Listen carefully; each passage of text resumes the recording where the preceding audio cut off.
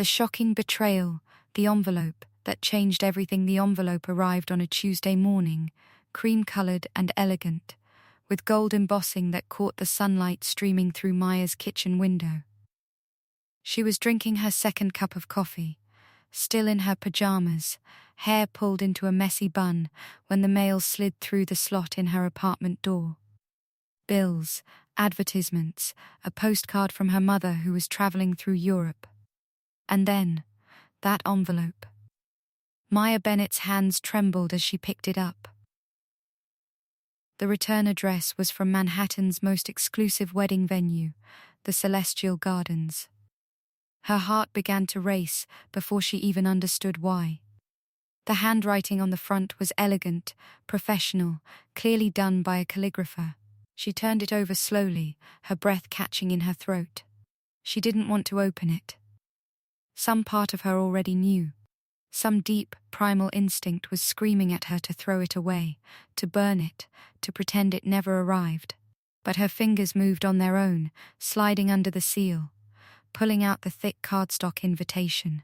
Mr. and Mrs. Richard Ashford request the honor of your presence at the marriage of their son, Daniel James Ashford, to Miss Victoria Louise Chen. The words blurred. Maya read them again. And again. Daniel. Her Daniel. The man she'd been dating for 3 years. The man who told her just last week that he needed a little more time before proposing. The man who said he wasn't ready for marriage yet, that his career was too demanding, that they should wait until everything was perfect. He was getting married. In 6 weeks. To someone else. Hashtag, the call that shattered her world. Maya's phone was in her hand before she realized she'd picked it up. Her fingers shook so violently she could barely dial. Daniel answered on the 3rd ring, his voice warm and familiar, the voice that had whispered "I love you" 1,000 times. Hey babe, what's up? I'm just heading into a meeting. Who is Victoria Chen? Maya's voice came out steady, cold, nothing like the screaming chaos inside her chest. Silence. 1 second. 2. 3. She could hear him breathing. Maya, I can explain. Explain what? Explain how you're marrying someone else in 6 weeks. Explain how you've been lying to me for 3 years. Her voice cracked on the last word. It's not what you think. Victoria, it's complicated. My family, they have expectations. You know how my parents are. They've had this arranged since we were kids. It's business, Maya. It doesn't change us. Doesn't change us. Maya laughed, a broken, terrible sound. You're marrying another woman, Daniel. It's just a formality, a contract. My father's company and her father's company, they're merging. This marriage seals the deal. But you, Maya, you're the one I love. Nothing has to change between us. We can still be together.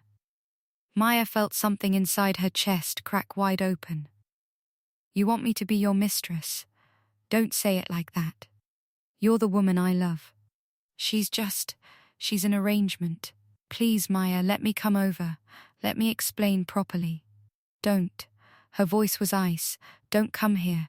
Don't call me. Don't ever speak to me again. She hung up before he could respond.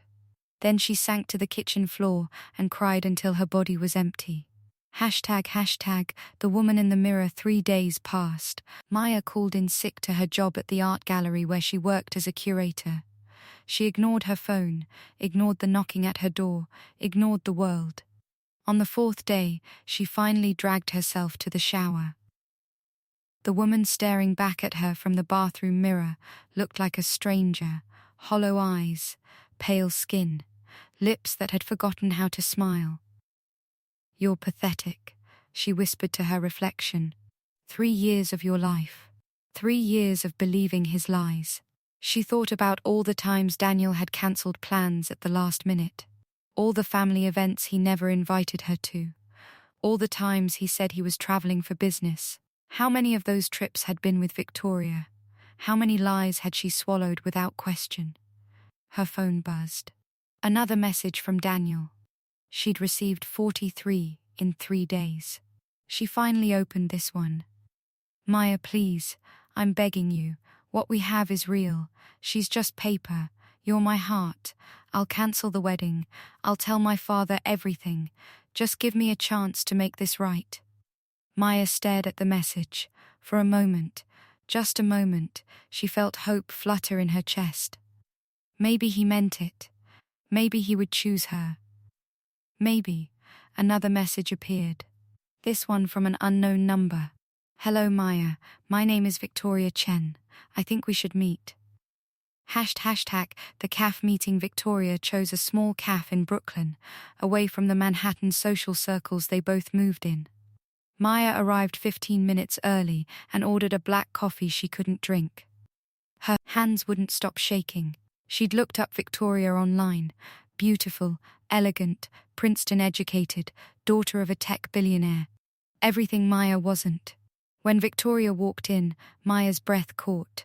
She was more beautiful in person, long black hair, perfect posture, wearing a cream-colored dress that probably cost more than Maya's monthly rent. But it was her eyes that surprised Maya. They weren't cold or cruel.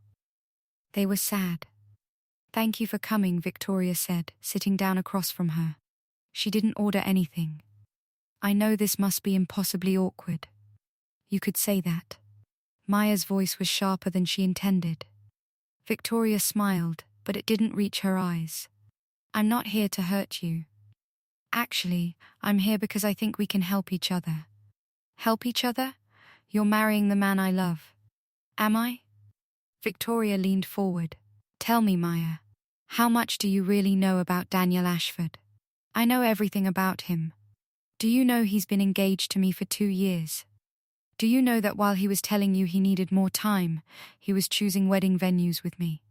Do you know that 3 months ago he told me you were just a colleague, someone he barely knew? Victoria's voice remained calm, measured, but Maya could hear the pain underneath. Maya felt sick. Why are you telling me this? Because I've been where you are, believing his lies, making excuses for him, thinking I was the special one. Victoria pulled out her phone and slid it across the table. These are messages between Daniel and another woman. Her name is Jessica. She works at his firm. This affair has been going on for 8 months. Maya stared at the screen. The messages were explicit, intimate, filled with promises and passion. Her vision blurred. There's another one? There are probably more. Daniel Ashford is a liar, Maya. He lies the way other people breathe. It's not personal. He does it to everyone. And the worst part, he's going to inherit a billion-dollar company and spend the rest of his life doing this to women. Unless what? Victoria's eyes met hers, and Maya saw something fierce and sharp glinting there. Unless we stop him. Hashtag the proposal. Stop him how? Maya heard herself ask. Victoria leaned back, studying Maya's face. I've spent the last 6 months investigating Daniel. Not because I suspected him, I knew what he was. But I wanted to know exactly how deep his corruption went. Did you know that Ashford Industries has been embezzling from their charitable foundation? Daniel's father, Richard, has been siphoning millions. And Daniel knows. He's been helping cover it up. Maya's mind was spinning. Why are you telling me this? Because I'm not going to marry him. But I need to make him think I am, right up until the moment I destroy him. And I need your help to do it. What could I possibly do? Victoria smiled, and this time it was genuine, sharp as a blade. Daniel doesn't know I know about you. Or Jessica. Or the other women. He thinks he's untouchable, that his charm is foolproof. But every man like him has a weakness. His weakness is that he thinks he can have everything. Every woman, every dollar, every moment of pleasure without consequence. She paused. We're going to give him exactly what he wants. Until we take it all away. I don't understand. Daniel invited you to the wedding, didn't he? That envelope wasn't a mistake. He sent it because he wants you there. He wants both of us there. It feeds his ego, having the women who love him watching him succeed. So we're going to attend his wedding. We're going to smile and play our parts. And then, at the perfect moment, we're going to reveal every lie, every affair, every crime. In front of his family, his business associates, everyone who matters to him. Maya's heart was pounding. That's insane. That's justice. Victoria's eyes were blazing now. He deserves to lose everything, just like he made us feel like we were losing everything. But I can't do it alone. I need someone who knows him, who he trusts enough to expose himself around. I need you. Maya thought about Daniel's face when he told her she could be his mistress.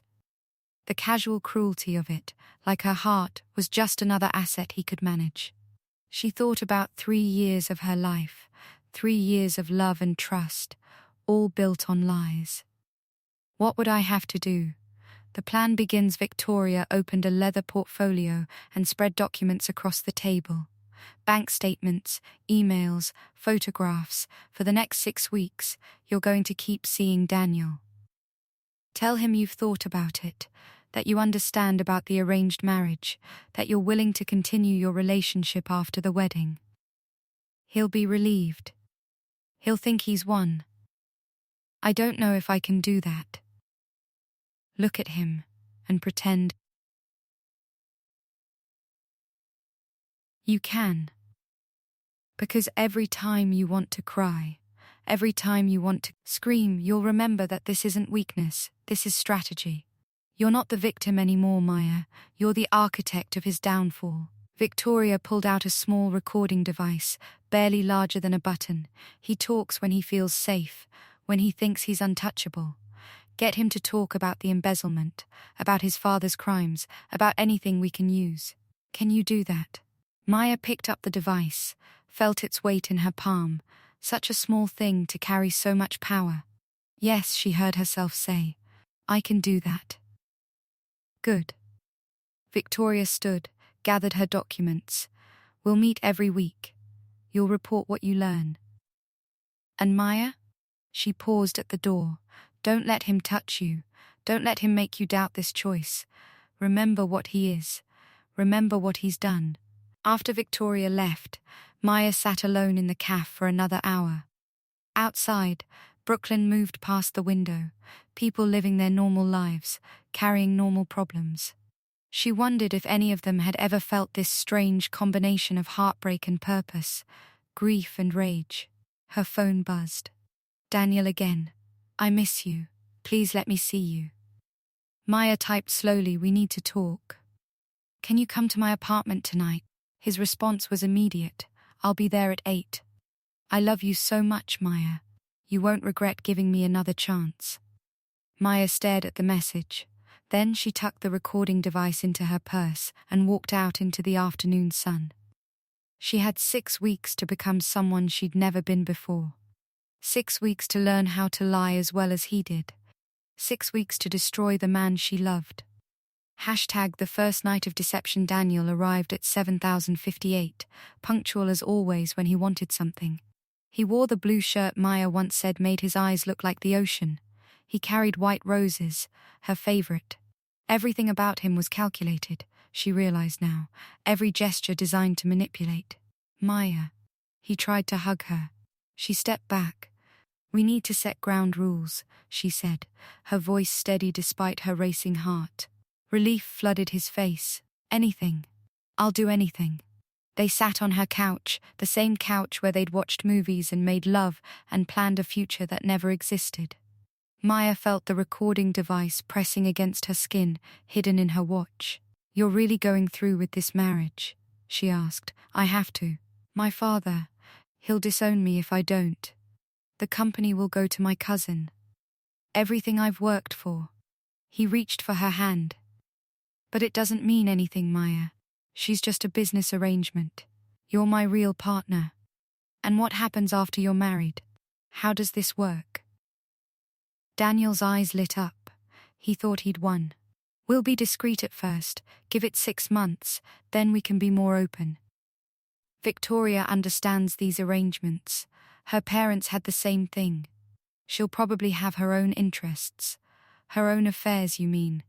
It's how these marriages work in our world. Nobody expects fidelity. Just discretion. He moved closer. I've already looked at apartments. Something in Soho, under a company name. We can meet there whenever we want, and travel. Paris, Tokyo, anywhere you've ever wanted to go.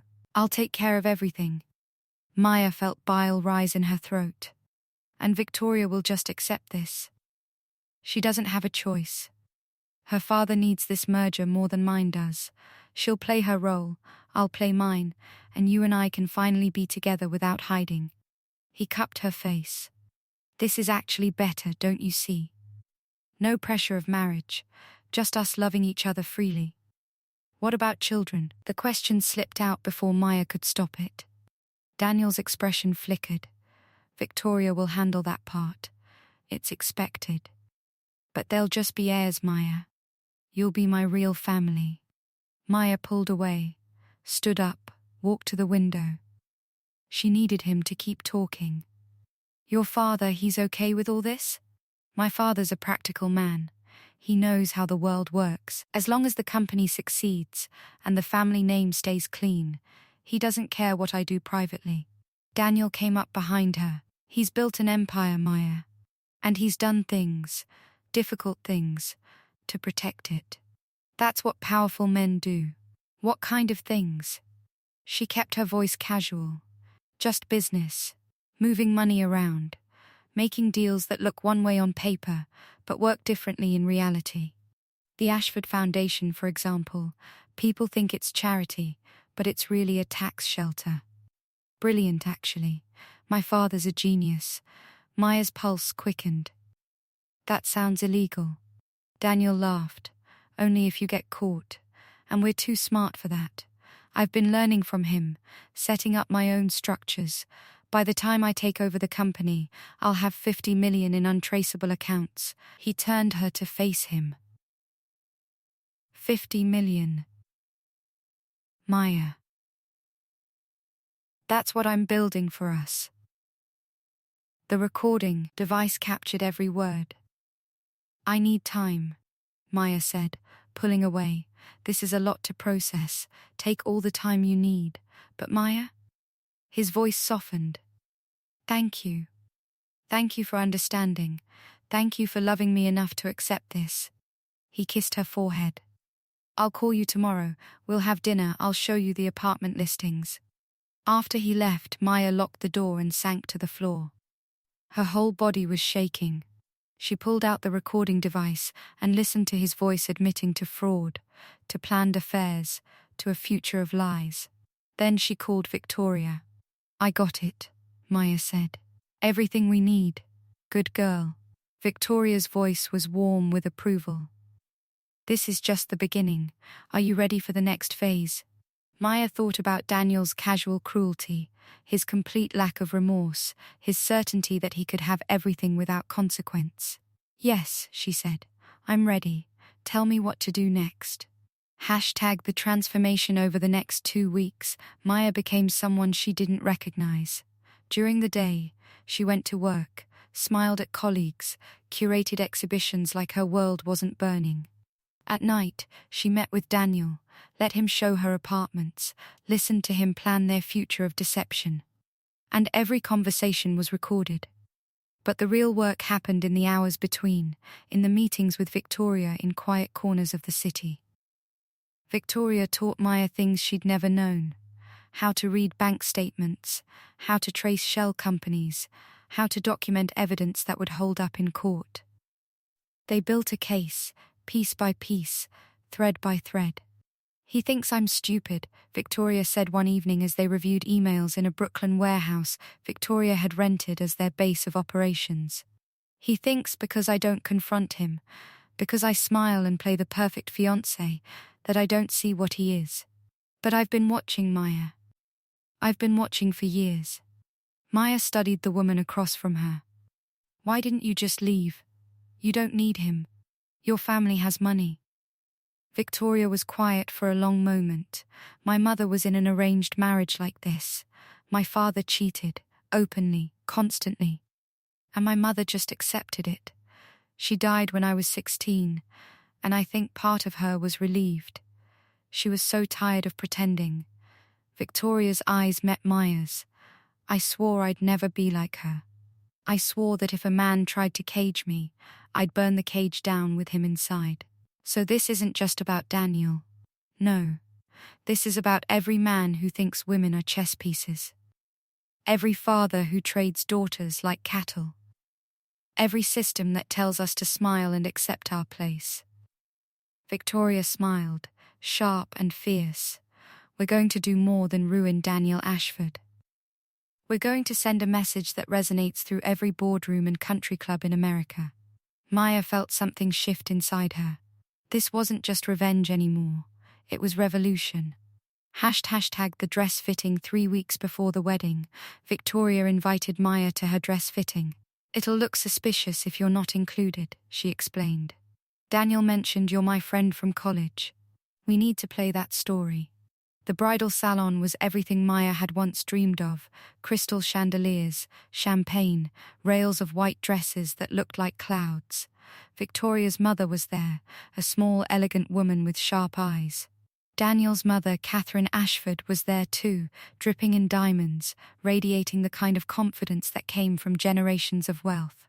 "Victoria, darling, you look stunning," Catherine cooed as Victoria emerged in a dress that probably cost more than Maya's car. Maya felt invisible in the corner, holding a glass of champagne she couldn't drink. This should have been her. This should have been her moment, her dress, her future. "Maya, what do you think?" Victoria called out, catching her eye in the mirror. Everyone turned to look at her. Maya forced a smile. "You look beautiful. Come here, help me with the veil." Maya's hands shook as she arranged the delicate lace. Up close, she could see the tightness around Victoria's eyes, the way her jaw clenched. She was playing a role too, Maya realized. They were both actresses in this terrible play. "You know," Catherine said, eyeing Maya, "Daniel mentioned he knew you. From the gallery, wasn't it?" "Yes, Mrs. Ashford. I curated a show his company sponsored." "How nice. You must be thrilled to see him so happy." Catherine's smile didn't reach her eyes. She knew. Maya realized with a jolt. She knew about the affairs, about all of it, and she didn't care. "Thrilled," Maya echoed, the word tasting like poison. Later, in the dressing room, Victoria grabbed Maya's arm. "Did you see her face? She knows everything. She's just as complicit as the men are." "So we take her down too?" Victoria's smile was ice. "We take them all down." Hashtag the revelation. 4 days before the wedding, Maya received a phone call that changed everything. "Miss Bennett? This is Jessica Torres. I think we need to talk about Daniel Ashford." They met in Central Park, two women who'd never met but shared the same wound. Jessica was younger than Maya expected, maybe 25, with kind eyes and hands that twisted nervously in her lap. "Victoria gave me your number," Jessica explained. "She said you were trying to stop him." "You know about Victoria. I know about everyone. There are 5 of us, Maya. 5 women he's actively seeing. He has a system. Different phones, different apartments, different lies for each of us." Jessica pulled out a tablet. "I work in it at his company. I've been tracking everything. Every message, every transaction, every lie. I was going to go to the police, but Victoria said you had a better plan." Maya stared at the data on the screen.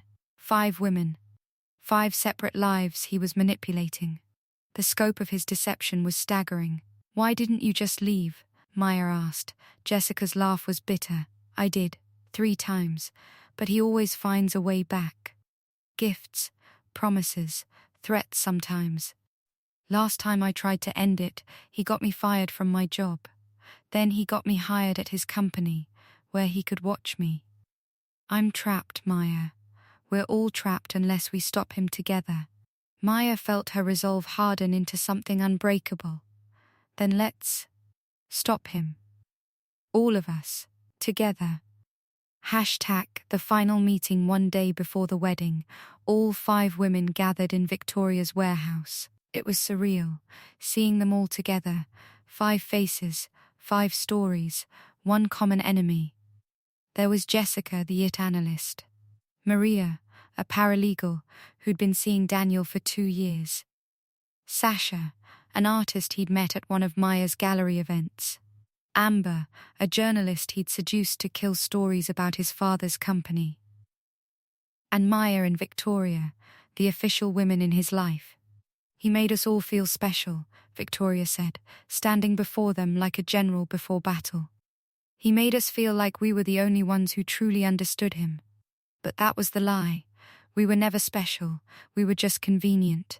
What's the plan? Amber asked. She'd brought her camera, professional grade. Because whatever we do, I'm documenting it. Victoria smiled.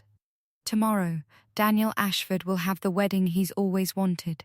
300 guests, live orchestra, 5-course dinner. Everything perfect, and in the middle of his vows, we're going to give him a wedding gift he'll never forget.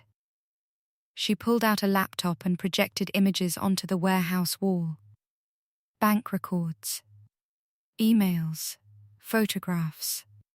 Every piece of evidence they'd gathered over 6 weeks. Every lie documented, every crime exposed. We're going to show this to everyone. His family, his business partners, the board members of his company, the charity foundation directors. And then, Victoria looked at each woman in turn. We're going to walk out. All of us. Together. And we're going to watch his empire crumble. What about afterwards? Maria asked quietly. He's powerful. His family's powerful. They'll come after us. They can try, Amber said, hefting her camera. But I've already sent copies of everything to 3 major newspapers and 2 federal agencies. The moment we walk out of that wedding, this goes public. There's no covering it up. We do this, there's no going back, Victoria said. Our lives will change. Some of us might lose things in the process, but we'll be free. Finally, completely free. Maya looked at the faces around her. Women who'd been broken by the same man, now standing together ready to fight. She thought about the woman she'd been 6 weeks ago, crying on her kitchen floor. That woman was gone. In her place was someone harder, sharper, forged in anger and purpose. I'm in, Maya said. One by one, the others nodded. Then let's go to a wedding, Victoria said, and burn it to the ground. Heartbreak and revenge. The morning of the wedding, Maya woke at 5 a.m., 2 hours before her alarm. She couldn't sleep. The warehouse meeting played on loop in her mind. 5 women, 5 stories, 1 mission. Her apartment felt smaller somehow, like the walls were pressing in. Or maybe she was expanding beyond them, becoming something larger than the heartbroken curator who'd opened that cream-colored envelope 6 weeks ago. She made coffee and watched the sun rise over Brooklyn. Somewhere across the river, Daniel Ashford was probably sleeping peacefully, dreaming of his perfect day, his perfect wedding, his perfect life of lies. He had no idea what was coming. Her phone buzzed. A group text from Victoria to all 5 women. Today we take back our power. Stay strong. Stay focused. Remember why we're doing this. Maya smiled, her first genuine smile in weeks. Hashtag the Celestial Gardens. The venue was even more beautiful than Maya had imagined. The Celestial Gardens sprawled across a full city block on Manhattan's Upper East Side. A palace of glass and gardens that seemed impossible in the heart of the concrete city. 300 guests milled through the space, men in perfectly tailored suits, women in designer gowns. The elite of New York society gathering to witness the union of 2 powerful families. Maya arrived with Jessica, playing their roles as Victoria's college friends. They'd coordinated their stories carefully. No one could suspect. Not yet. Jesus, Jessica whispered as they walked through the entrance. This is like something from a movie. A horror movie, Maya murmured back. They found their seats in the middle section, close enough to see everything, far enough to not raise suspicion. Maria was already there, wearing a blue dress that made her look regal. Sasha and Amber were scattered elsewhere in the crowd, cameras hidden, recording devices active. The classical quartet began to play. Guests settled into their seats. The ceremony was beginning. Hashtag the ceremony. Daniel appeared first, walking down the aisle with his parents. He looked perfect, dark suit, confident smile, every inch the successful heir to a billion-dollar empire. He waved to guests, shook hands, played his part flawlessly. Maya watched him and felt nothing. No love, no longing, just cold clarity. How had she ever thought she loved this man? What she'd loved was an illusion, a carefully constructed mask. The real Daniel Ashford was a monster. Then, Victoria appeared at the top of the aisle. She was breathtaking. Her dress was custom Vera Wang, a cascade of silk and lace that caught the light like starlight. Her hair was swept up, her makeup flawless. She looked like a princess from a fairy tale. But Maya could see the truth in her eyes, the steel underneath the beauty, the warrior beneath the bride. Victoria walked alone. A statement, she'd told them. I'm giving myself away. To no one. The ceremony began. The officiant spoke about love and commitment, words that rang hollow in this place built on lies. Daniel said his vows, voice confident, never wavering. He was such a good liar. Then it was Victoria's turn.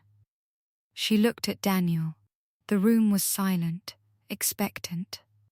300 people leaning forward to hear the heiress pledge her love. Before I say my vows, Victoria's voice rang clear and strong. I'd like to share something with everyone here. Daniel's smile flickered. Just for a second. Victoria, what I'd like to introduce you all to some special guests. Victoria gestured to the audience. Maya, Jessica, Maria, Sasha, Amber. Could you please stand? Maya's heart pounded as she rose. Around the room, the other 4 women stood. Confused murmurs rippled through the crowd. These women, Victoria continued, her voice carrying to every corner of the room, are all women my fiancé has been sleeping with. Some for months, some for years. While he was courting me, while he was planning this wedding, while he was promising each of us that we were special, that we were the only ones. The room exploded. Gasps, shouts, the scrape of chairs as people stood. Daniel's face went white, then red. Victoria, stop this right now, I'm not finished. Victoria's voice cut through the chaos like a blade. But that's not all. That's just the personal betrayal. The criminal betrayal is much worse. She nodded to Amber, who stood holding a remote control. The massive screens throughout the venue, meant to display wedding photos, suddenly lit up with bank statements, emails, documents. What you're seeing, Victoria announced, is evidence of systematic fraud. Daniel Ashford and his father Richard have been embezzling from the Ashford Foundation for 6 years. $32 million, meant for cancer research in children's hospitals, diverted to offshore accounts. Money that should have saved lives instead bought yachts and penthouses. This is slander. Richard Ashford was on his feet, face purple with rage. I'll have you arrested. With what authority? Amber stepped forward, camera in hand. I'm Amber Chen, investigative journalist for the New York Times. Everything you're seeing has already been verified by forensic accountants and sent to the FBI. You're done, Richard. The room descended into chaos. Security guards rushed in. Guests were shouting, some trying to leave, others pulling out phones to record. Daniel lunged toward Victoria, but Maya and Jessica stepped between them. Don't touch her, Maya said, and her voice was ice. Daniel stared at her, recognition and betrayal warring on his face. Maya, how could I? Maya laughed, the sound bitter. You lied to me for 3 years, Daniel. You were going to marry her and keep me as your mistress. You thought you could have everything. But you lose. You lose everything. Hashtag the confrontation police arrived within minutes. Amber had coordinated with detectives who'd been building a case against Ashford Industries. As officers moved to detain Richard Ashford, Daniel tried to run. He made it 3 steps before security tackled him. Catherine Ashford stood frozen, her perfect mask finally cracking. "You stupid boy," she hissed at her son. "You stupid, arrogant boy. I told you to be discreet. You knew." Maya turned to her, rage flooding through her veins. "You knew what he was doing?" Catherine's laugh was cold. "Of course I knew. I've been married to Richard for 35 years. You think this is the first time an Ashford man has had affairs? It's what they do. As long as he was smart about it. As long as he didn't embarrass the family publicly." She glared at Victoria. "You've destroyed everything." "Good," Victoria said simply. The police were reading Richard his rights. Daniel was screaming, promising lawsuits, threatening everyone in sight. Guests were fleeing like rats from a sinking ship. The beautiful ceremony had become a circus, and Maya found herself laughing, really laughing for the first time in weeks. "We did it," Jessica said, grabbing Maya's hand. "We actually did it." "We're not done," Victoria said. She was still in her wedding dress, still standing at the altar, but now she looked like an avenging angel. "Come with me." Hashtag the press conference. Victoria led them outside, where a crowd of reporters had already gathered. News traveled fast in Manhattan, especially scandal of this magnitude. Cameras flashed, microphones thrust forward. The 5 women stood together on the steps of the Celestial Gardens, and Victoria raised her hand for silence. "My name is Victoria Chen, and I was supposed to get married today. Instead, I'm here to tell you about systematic abuse, fraud, and the culture of entitlement that allows men like Daniel Ashford to destroy women without consequence." She spoke for 20 minutes. She told them about the affairs, the lies, the embezzlement. She spoke about arranged marriages that trapped women in golden cages. She spoke about families that valued reputation over humanity, and most importantly, she spoke about fighting back. "I had everything," Victoria said, her voice breaking for the first time. "Money, education, opportunities, and I was still treated as property to be traded. I was still expected to smile while my future husband cheated on me. I was still told that this was just how the world works." She looked directly into the cameras. "But it doesn't have to. We don't have to accept this. And we're not going to anymore." One by one, the other women stepped forward to share their stories. Jessica talked about being trapped in a cycle of manipulation. Maria spoke about losing years of her life to a man who never intended to choose her. Sasha described the lies, the gaslighting, the way Daniel made her doubt her own reality. Amber revealed how he'd tried to use their relationship to kill stories about his family's crimes. And then Maya spoke. "I loved him," she said, her voice steady, despite the tears streaming down her face. "I really loved him, and I thought he loved me. For 3 years I built my life around that belief. 3 years of my life, gone. But I learned something important. Love without honesty is just another kind of prison. And I choose freedom." The crowd erupted in applause. Reporters were shouting questions, but Victoria raised her hand again. "One more thing," she said. "We've established a foundation, the Phoenix Foundation, named for rising from ashes. Every dollar recovered from the Ashford fraud will go to supporting women leaving abusive relationships, to legal aid for women fighting back against powerful men, to resources for women rebuilding their lives after betrayal."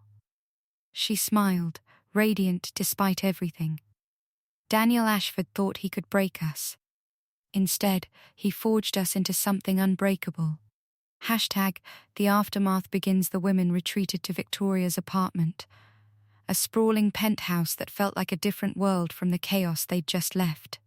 They ordered pizza, changed into comfortable clothes, and watched the news coverage of their press conference. It was everywhere. Every channel, every website, social media exploding with support. Hashtag Phoenix Foundation was trending. Women across the country were sharing their own stories of betrayal and revenge. "We started something," Maria said, scrolling through messages on her phone. "Look at all these women. They're all saying they're not going to stay silent anymore." "Good," Victoria said. She'd changed into jeans and a sweater, her wedding dress abandoned in a heap. Maya had never seen her look so relaxed. That was the point, not just to punish Daniel, but to start a movement. Hashtag the first night of freedom. They stayed up until 3 a.m, talking, laughing, crying. The adrenaline was wearing off, replaced by exhaustion and something else: relief. Freedom. The weight they'd been carrying for weeks, some for years, was finally lifting. "What happens now?" Sasha asked. She was curled up on the couch, wrapped in a blanket. "I mean, really. Tomorrow morning, what do we do?" "We live," Victoria said simply. "We wake up, we have coffee, we start rebuilding our lives without him in them." "It won't be that simple," Amber warned. She was still in journalist mode, practical and cautious. "The Ashfords have lawyers. Good ones. They're going to fight back." "Let them try," Maya said. She surprised herself with the fierceness in her voice. "We have evidence. We have the truth. And now, we have the whole world watching." Her phone buzzed. A message from an unknown number. "You made a mistake, Maya. You'll regret this." She showed it to the others. Victoria's expression darkened. "He's out on bail already. His family posted it within hours." "Of course they did," Jessica muttered. "Money buys everything." "Not everything," Victoria countered. "It couldn't buy his way out of this. The FBI has him on fraud charges. His reputation is destroyed. His engagement is obviously over. And every woman in New York knows what he is now." She took Maya's phone and blocked the number. "He's trying to scare us, don't let him." But as Maya lay on Victoria's guest bed that night, staring at the ceiling, she couldn't shake the unease. Daniel had lost a battle today. But men like him didn't accept defeat. They regrouped, they planned, they came back harder. She just hoped they were ready for whatever came next. Hashtag the morning after Maya woke to sunlight and the smell of coffee. For a moment, she forgot where she was. Then the memories flooded back: the wedding, the revelation, the press conference. She checked her phone. 247 notifications. Her email was flooded. Her social media had exploded. She walked into the kitchen where Victoria was making breakfast. "How are you so calm?" Maya asked. Victoria smiled. "I'm not. I'm terrified. But I'm also free. That's worth everything." The news was still covering the story. The Ashford scandal, they were calling it. Legal experts debating the fraud charges, social commentators discussing the broader implications, and everywhere, women were speaking out about their own experiences. "We need lawyers," Amber said, joining them with her laptop. "Good ones. The Ashfords are already spinning this as a conspiracy to destroy their family. Catherine gave an interview this morning calling us jealous opportunists." Victoria's jaw tightened. "Call Marcus Chen. My uncle. He's one of the best litigators in New York. Tell him I need his help." Over the next few hours, the women organized. They hired lawyers, financial advisors, security consultants. Victoria's apartment became a war room. This wasn't over. It was just beginning. Hashtag the threat. 3 days after the wedding, Maya returned to her apartment for the first time. She needed clothes, needed her own space. The other women offered to come with her, but she insisted she'd be fine. She wasn't. Her apartment had been ransacked, furniture overturned, drawers emptied, papers scattered. Someone had been looking for something. Her hands shook as she called 911, then Victoria. "Don't touch anything," Victoria said immediately. "The police need to see it as is. I'm sending my security team. They'll be there in 10 minutes. While Maya waited, she looked around her destroyed home. This was a message. A threat. and written on her bathroom mirror in lipstick. Her lipstick were the words, "You should have stayed quiet." She felt violated in a way that went beyond the physical damage. This was her sanctuary, and someone had invaded it, marked it, claimed it as their territory. When the police arrived, they took photos, dusted for prints, asked questions. But Maya could see it in their eyes. Without proof of who did this, there wasn't much they could do. Daniel had an alibi, he'd been with his lawyers all day. And the Ashfords had enough money to hire anyone to do their dirty work. "You can't stay here," Victoria said when she arrived. "Not until we upgrade security. You'll stay with me. I can't just abandon my home. You're not abandoning it. You're staying safe. There's a difference." Victoria's voice was steel. "They want to scare us into backing down. We're not going to give them that satisfaction." Hashtag the investigation deepens as the days passed. The full scope of the Ashford crimes emerged. The FBI investigation revealed that the embezzlement went back further than anyone suspected, nearly a decade of fraud, money laundering, and tax evasion. Richard Ashford had built his empire partly on stolen charity funds. But it was Daniel's personal crimes that kept making headlines. More women came forward, 12 in total. Each with a similar story: charm, lies, manipulation, promises that turned to betrayal. Some had documentation, others just had their pain. "This is bigger than we thought," Amber said during one of their evening meetings at Victoria's apartment. "This isn't just about affairs. This is about a systematic pattern of predatory behavior." Maya had been reading the stories of the other women, the ones who hadn't been at the wedding. Their words echoed her own experience so precisely it was eerie. Daniel had a script, she realized. He said the same things to everyone, made the same promises, used the same techniques. "He's a sociopath," Jessica said flatly. She'd been researching, compiling data. Clinical definition: lack of empathy, superficial charm, manipulative behavior, history of lying. "He checks every box." "So what do we do?" Maria asked. "The fraud charges will put his father away, but Daniel's lawyers are arguing that the affair revelations don't constitute crimes." Victoria smiled, and Maya recognized that look now. It was the smile of someone who'd been planning 3 moves ahead all along. "The affairs aren't crimes," Victoria agreed. "But harassment is, stalking is, coercion is, and I've been in touch with the district attorney. They're very interested in building a case." The turning point, the break, came from an unexpected source. One of Daniel's former assistants, a young man named Kevin, reached out to Amber with information. "He made me do things," Kevin said during their meeting at a quiet coffee shop. His hands shook around his cup. "Send flowers to different women, under different names, book hotel rooms, lie to people about his whereabouts. I thought it was just him being a player, you know, rich guy stuff. But then I saw what he did to my sister." "Your sister?" Maya leaned forward. Kevin pulled out his phone, showed them photos. A young woman, maybe 22, with a bright smile. "Emma. She worked as a paralegal at a firm the Ashfords used. Daniel pursued her for months. She fell for him. Then she got pregnant. The heir left the room. He told her to get rid of it," Kevin continued, voice breaking. "Said if she didn't, he'd destroy her career. She was so scared, so young. She went through with the abortion alone. It broke her. She's been in therapy for 2 years." He looked up at them, eyes burning. "I stayed quiet because I needed the job. Because I was afraid. But after what you all did at the wedding, I realized my silence was making me complicit." "Does Emma want to come forward?" Victoria asked gently. "She does now. She saw you all stand up, and she said it gave her courage." Kevin pulled out a folder. "And I have evidence. Texts, emails, financial records showing he paid for the procedure, then wrote it off as a business expense. Everything you need to bury him."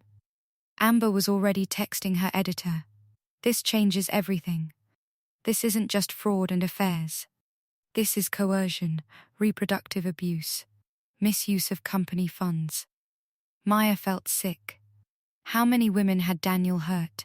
How deep did his cruelty go? Hashtag Emma's story. They met Emma 2 days later. She was small, delicate, with eyes that had seen too much pain for someone so young.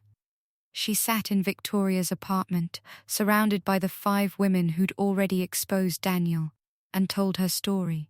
"I thought I was special," she said, her voice barely above a whisper. "He said he'd never met anyone like me. That I understood him in ways no one else did. When I told him I was pregnant, I thought maybe he'd be happy. Maybe we'd figure it out together. She'd been so wrong. He turned cold immediately. Said I was trying to trap him, that he'd give me money to handle it, but if I kept it, he'd make sure I never worked in New York again. He knew people," he said. "He could destroy my career with a phone call." Tears streamed down her face. "I was so scared. I was alone. My family's Catholic, I couldn't tell them, so I did what he wanted. And it killed something inside me." Maya reached across and took Emma's hand. "You're not alone anymore. None of us are," Victoria added. "And Daniel Ashford is going to pay for what he did to you. To all of us." Over the next week, they built an airtight case. Emma's testimony, Kevin's evidence, the documentation from all the other women. The Dar was ecstatic. This was the kind of case that made careers. But building a case took time. And in that time, Daniel was free on bail, and he was getting desperate. The final threat. It happened on a Tuesday night. Maya was at Victoria's apartment, working on statements for the Dar, when her phone rang. Unknown number. She almost didn't answer, but something made her pick up. "Hello, Maya." Daniel's voice, smooth, familiar, hateful. "Don't call me," she said. "We need to talk. Just you and me. Like old times. We have nothing to talk about. I think we do. I think you've made some very poor choices, and I'd like to give you a chance to correct them."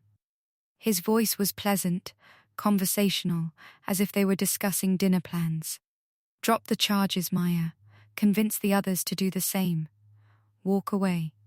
"Never. You don't want to say that." Now there was an edge to his voice, something dark underneath. "You really don't. Because I know things about you, Maya, things you wouldn't want made public. That gallery fraud you helped cover up 2 years ago? The stolen artwork?" Maya's blood ran cold. There had been an incident, a painting that turned out to be a forgery, a wealthy collector who'd been deceived. Maya had helped her boss navigate it quietly, avoiding scandal. It was legal, barely. But it could be spun to look bad. "Are you threatening me?" "I'm offering you a deal.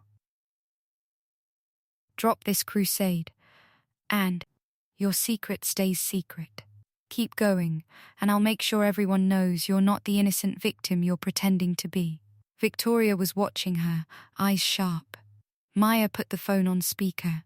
"You know what your problem is, Daniel," Maya said, her voice steady despite her racing heart. "You think everyone is as corrupt as you. You think everyone has secrets they're desperate to hide. But I don't. That gallery situation was handled legally and ethically. Come at me with it. I dare you. Maya, I'm done being afraid of you. We all are. You can threaten us, harass us, try to dig up dirt, but the truth is already out. Everyone knows what you are. And nothing you do now will change that." She hung up. Victoria was smiling. "That was brave. That was terrifying," Maya admitted. "But I meant it. I'm done letting him have power over me." "Good. Because tomorrow, we're going on the offensive." Hashtag the interview Amber had arranged for all 6 women, the original 5 plus Emma, to appear on national television. A primetime interview with one of the most respected journalists in America. It would be watched by millions. The night before the interview, Maya couldn't sleep. She stood on Victoria's balcony, looking out at the city lights. Tomorrow, she would tell her story to the world. Not just about Daniel, but about the culture that enabled him, about the systems that protected men like him while silencing their victims. Nervous, Victoria joined her, wrapped in a blanket. Terrified. What if I mess up? What if I say the wrong thing? You won't. Because you'll tell the truth. That's all you need to do. Victoria looked out at the city. You know what's funny? 6 weeks ago, I thought I had my whole life planned. Marriage, children, taking over my father's company.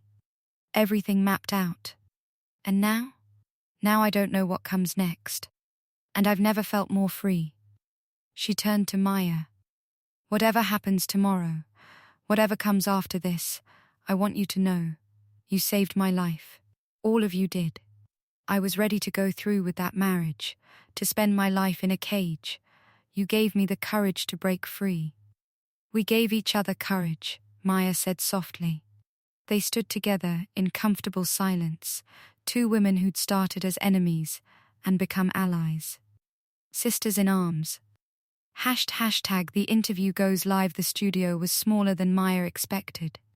6 chairs arranged in a semicircle, cameras positioned strategically, lights bright enough to wash out shadows. The journalist, Margaret Reeves, was a legend, 30 years of breaking stories, taking down corrupt politicians, giving voice to the voiceless. Are you ready? She asked the women before they went live.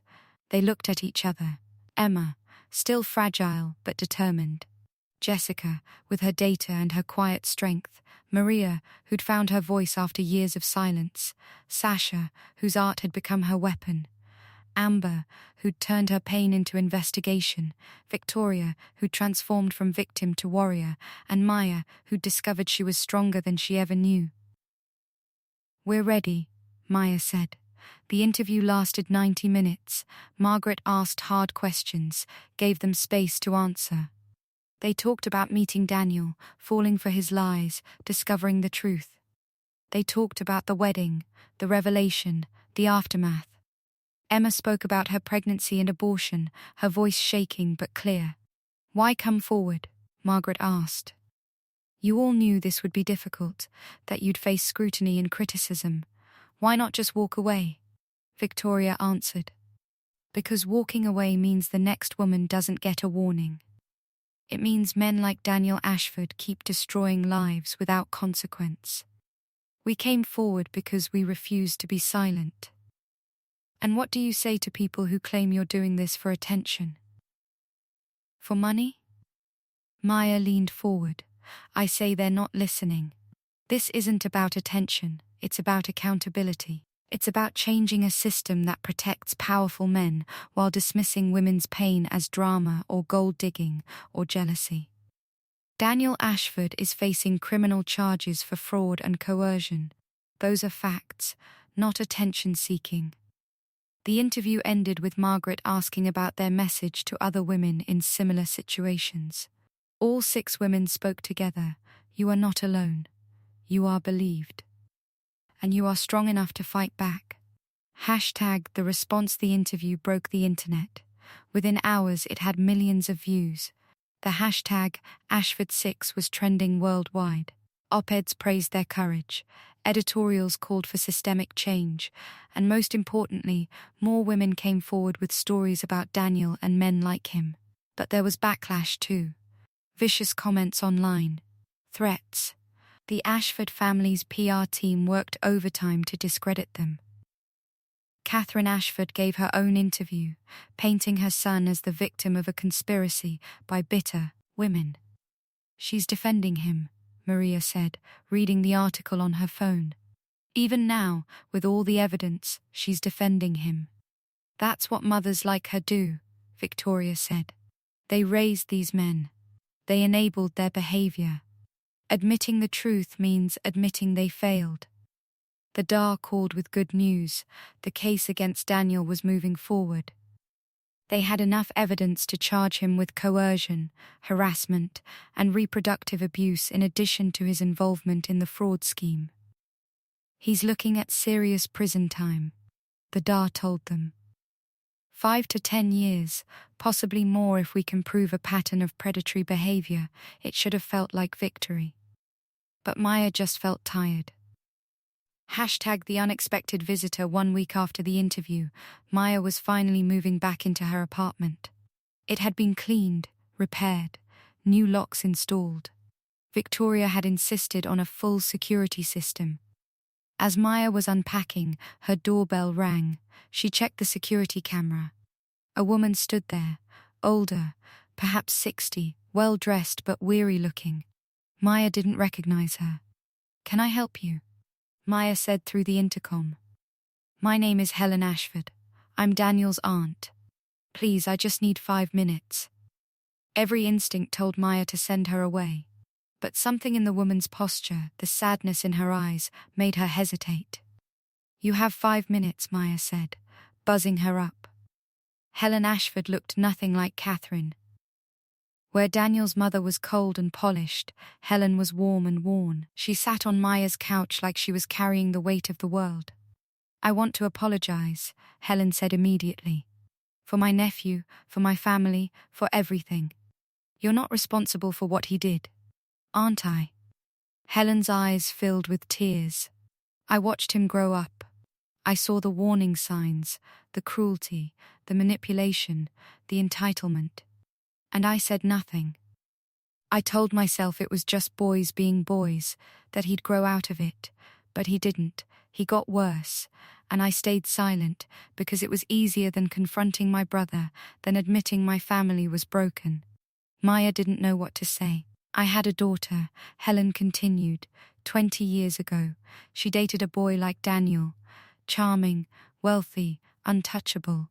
He abused her for 2 years before she finally left him.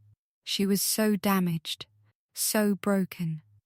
Helen's voice cracked. She took her own life when she was 25. And I swore I'd never let another woman suffer the way she did. But I did. I let Daniel hurt all of you because I was afraid to speak out. Why are you telling me this? Because I'm testifying against him. Against my whole family. I've given the DA everything I know, every incident I witnessed, every time I heard Richard and Catherine covering for him, every warning sign they ignored." Helen looked at Maya directly. "And I wanted you to know that not all of us are monsters. Some of us are just cowards. But I'm done being a coward." After Helen left, Maya sat in her apartment for a long time. The world wasn't black and white, she realized. It was full of people like Helen, complicit, but not malicious, silent, but not evil. And maybe that was the most important battle, not just punishing the Daniels of the world, but inspiring the Helens to find their courage. Hashtag the trial begins. 3 months after the wedding that wasn't, Daniel Ashford's trial began. The courthouse was a zoo, reporters, protesters, supporters, and critics all crowding the steps. Inside, Maya sat with the other women, watching as Daniel was led in wearing a suit that probably cost more than her monthly salary. He looked different, thinner, harder. The charm was gone, replaced by barely concealed rage. When his eyes swept the courtroom and landed on them, Maya saw pure hatred there. Good, she thought. Let him hate us. We're not afraid anymore. The prosecution built their case methodically. Financial records proving fraud. Testimony from Kevin and Emma. Text messages showing Daniel's manipulation and threats. The evidence was overwhelming. But Daniel's lawyers were good. They painted him as a victim of a conspiracy by jealous women and business rivals. They argued that the affairs were consensual, that the women were trying to extort money, that Emma had gotten pregnant on purpose to trap him. Listening to them twist the truth made Maya sick. But she held steady. They all did. When it was Maya's turn to testify, she walked to the stand with her head high. Daniel's lawyer tried to rattle her, asking about her relationship, insinuating she was a willing participant in an affair. "Miss Bennett," the lawyer said smoothly, "isn't it true that you knew Mr. Ashford was engaged to Miss Chen, and you continued the relationship anyway?" "No," Maya said clearly. I learned he was engaged the day I received my wedding invitation. Before that, he told me he wasn't ready for marriage. He lied. But you must have suspected. I trusted him, Maya interrupted. That was my mistake. But his lying was his choice. The lawyer tried to poke holes in her story, but Maya didn't waver. Neither did any of the other women when they testified. Their stories were consistent because they were true. Hashtag, the verdict, the trial lasted 6 weeks. 6 weeks of testimony, evidence, expert witnesses. 6 weeks of reliving trauma, facing their abuser, standing strong. Finally, the jury deliberated. Maya sat with the other women in a private room, waiting. Hours passed. Then the call came. The jury had reached a verdict. The courtroom was packed. Maya's hands shook as they stood for the jury. She looked at Daniel one last time. He stared straight ahead, jaw clenched. On the count of fraud in the first degree, we find the defendant guilty. On the count of coercion, we find the defendant guilty. On the count of harassment, we find the defendant guilty. One by one, the charges were read. One by one, Daniel Ashford was found guilty. When the final verdict was read, Maya felt something break open inside her. Relief, joy, justice. Daniel's face crumbled. For the first time, he looked small, powerless. Human. The judge set sentencing for 2 weeks later. Daniel was remanded into custody immediately. As officers led him away, he turned and looked at the 6 women who'd destroyed him. Maya looked back and smiled. The ultimate payback, sentencing day. The morning Daniel Ashford was sentenced, Maya woke up feeling lighter than she had in months. The city was caught in that perfect moment between summer and fall, the air crisp and clean, full of possibility. She dressed carefully, not for Daniel but for herself. A red dress, bold and bright. War paint, Victoria had called it. At the courthouse, the 6 women gathered on the steps for a moment before going inside. They held hands, a circle of survivors who'd become warriors. Cameras flashed. Reporters shouted questions. They ignored it all. Whatever happens in there, Victoria said, we've already won. He's already been found guilty, Sasha added. This is just making it official. It's more than that, Emma said softly. She'd grown stronger over the months, her voice steadier, her eyes clearer. This is the world telling him that what he did matters, that we matter. Inside, the courtroom was quieter than during the trial. The circus had moved on to other scandals, but everyone who mattered was there. The DA, Helen Ashford sitting alone in the back, a few journalists, and of course, the 6 women. Daniel was brought in wearing prison orange instead of designer suits. His hair was disheveled, his face gaunt. Prison had not been kind to him. Good. The judge, a woman in her 60s with sharp eyes and no patience for nonsense, reviewed the case briefly. Then she asked if anyone wanted to make a statement before sentencing. Maya stood. So did Victoria. And Jessica, Maria, Sasha, Emma. All 6 women walked to the front of the courtroom together. The final statements. Maya spoke first. Your Honor, 3 years ago I met Daniel Ashford, and I thought I was the luckiest woman alive. He was charming, successful, attentive. He made me feel special. For 3 years I built my life around him. I turned down job opportunities because they would take me away from him. I distanced myself from friends who questioned our relationship. I gave him everything. She looked at Daniel. He wouldn't meet her eyes. And then I learned it was all a lie. Every word, every promise, every moment. I wasn't special. I was convenient. I was one of many women he was manipulating simultaneously. When I confronted him, he didn't apologize. He tried to convince me to accept being his mistress while he married someone else. As if my heart, my dignity, my entire existence was just another asset he could manage. Her voice grew stronger. But here's what he didn't count on. I was stronger than he thought. We all were. And when we came together, we became unstoppable. So, Your Honor, I'm not here to ask for a harsh sentence because I'm angry. I'm here to ask for a sentence that matches the crime. This man didn't just commit fraud, he committed systematic abuse.